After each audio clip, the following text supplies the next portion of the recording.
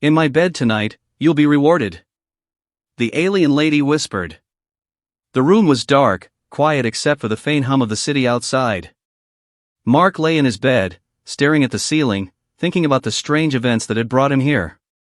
Only hours ago, he had been walking home from work, tired and lost in thought, when a soft light had appeared in the alley. Curiosity pulled him closer, though something deep inside screamed to run. Before he could react, a figure appeared. She was unlike anything he had ever seen, tall, with silver-blue skin that shimmered in the light, eyes that glowed faintly like twin moons, and long, flowing hair that seemed to move as if alive. Her voice was soft, melodic, almost hypnotic. In my bed tonight, you'll be rewarded, she whispered. Mark froze. His mind raced. Was this real? Was he dreaming? He tried to speak, but no words came out. The alien lady smiled, her presence both terrifying and strangely comforting. You have questions, she said. And I have answers. But first, you must trust me. Before he could refuse, everything around him blurred.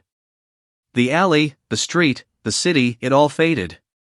When the haze lifted, he was no longer on Earth. He was in a room that felt familiar yet entirely alien. It smelled faintly of ozone and flowers he didn't recognize. The walls were smooth, glowing faintly, pulsing like a heartbeat. Where am I?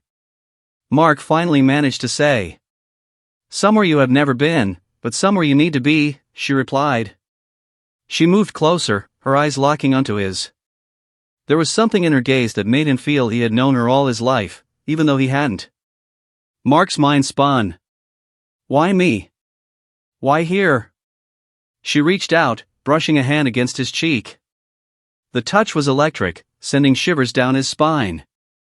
Because you were chosen, she whispered. You have the ability to change everything. Mark felt a wave of confusion mixed with fear. Change what? The future, she said simply. The future of your world and others. Before he could process this, she touched his forehead. Suddenly, visions flooded his mind. Cities floating in the sky. Machines that thought and moved like living beings. Starships gliding silently past glowing nebulae. Entire worlds being reshaped by beings far older and wiser than humans. Mark stumbled back, overwhelmed. I don't understand, he stammered. You will, she said, her voice calm and patient. But first, you must see the truth. Humanity is not alone, Mark. And soon, the choices you make will decide whether your world survives or falls into darkness. Mark's heart pounded. Why me? I'm just an ordinary person. She laughed softly, a sound like wind through silver leaves. Ordinary? No! Ordinary people often carry the seed of greatness. And tonight, you will begin to awaken it.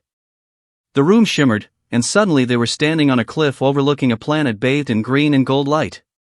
Strange creatures moved across the surface, some floating, some walking, some shimmering in ways Mark couldn't comprehend. This is what your mind will learn to see, she said. Life beyond your understanding, waiting for those who dare to open their eyes. Mark felt both awe and fear. And if I fail? You will not fail, she whispered. Because the choice to try is the beginning of everything. Then, in a blink, they were back in his bedroom. Or at least, what looked like his bedroom, but the air felt charged, alive, as if the walls themselves were watching. Tonight, she said, you sleep. But when you wake, nothing will be the same. You will remember me. You will remember this moment. And the path will begin. Mark's eyelids grew heavy, but he fought to stay awake, desperate to understand. How will I know what to do? You will feel it, she said, leaning closer.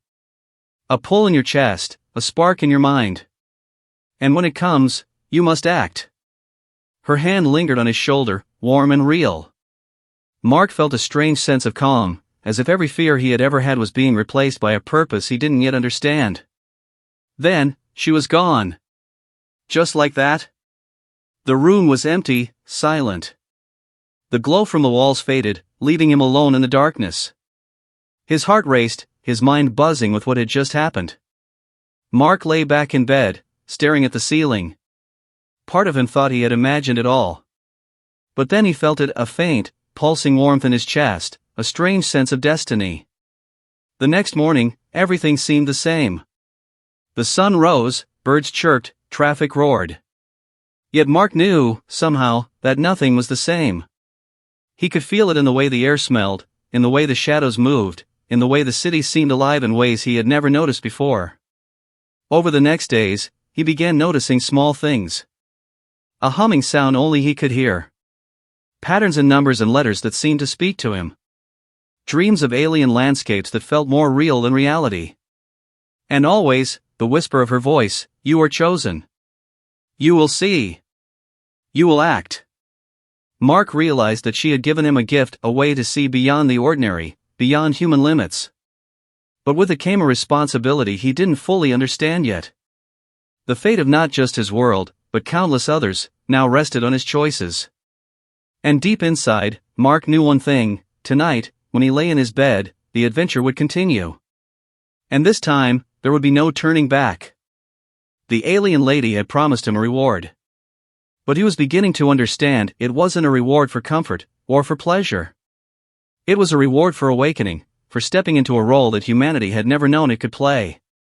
And as the sun set that evening, painting the sky in shades of fire and gold, Mark felt the spark ignite within him.